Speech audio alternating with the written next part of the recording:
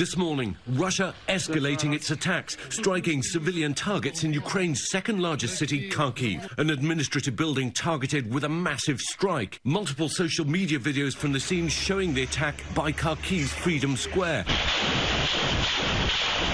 Human Rights Watch pointing to this video online, accusing the Russians of using cluster bombs on the city. If verified, an attack on civilian areas would be a war crime. Now, the capital itself may be in the crosshairs of an all-out battle. New satellite images show a massive 40-mile Russian military convoy on the move from the north. Russia's advance is leaving a trail of destruction in its path, wrecking villages and suburbs on the way. Holy shit, that looks terrifying. You see the bombs dropping on the parking lot, the building. Yo, they just blew it up.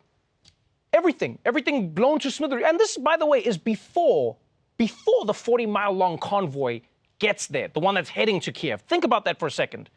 Like, this is so unfair. And I mean, we've always known that Russia is unfair. We know that. They don't play fair.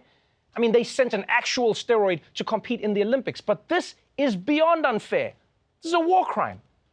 And if anything, it's exposed Russia's lies about why they're coming to Ukraine. Oh, we're coming to liberate the Ukrainian people. From what? From what? Having a place to stay?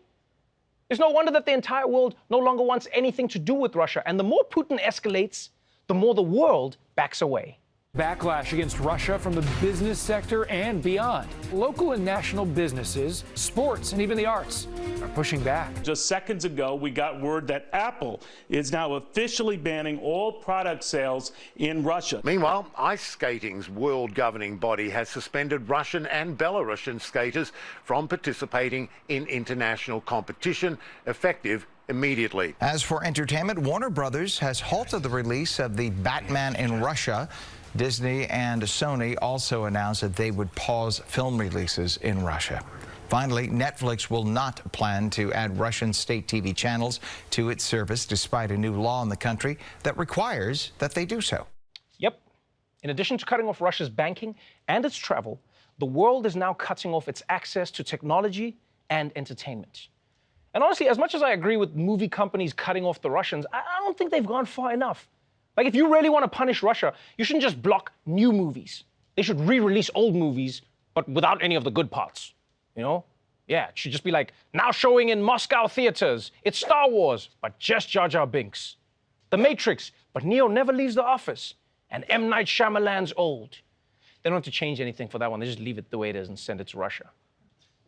But between getting kicked out of international sports and losing access to Western products, Russians are going to start noticing that the life that they're used to has changed because of Vladimir Putin's decision. Although Putin is trying to fill that void himself. Are you worried about the movie not playing in Russia? Well, do not worry, or we throw you in jail. Now Russia have many great TV and movie to watch, thanks to new streaming service, Netflix. Like new hit show, Putin Big Table Talk. #1 show about Putin talking at big table. So what if Russia banned from World Cup? We don't care, you watch more exciting sport.